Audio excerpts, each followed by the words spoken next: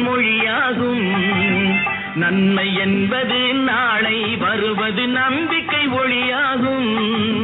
புத்தன், இயேசு, காந்தி பிறந்தது பூமியில்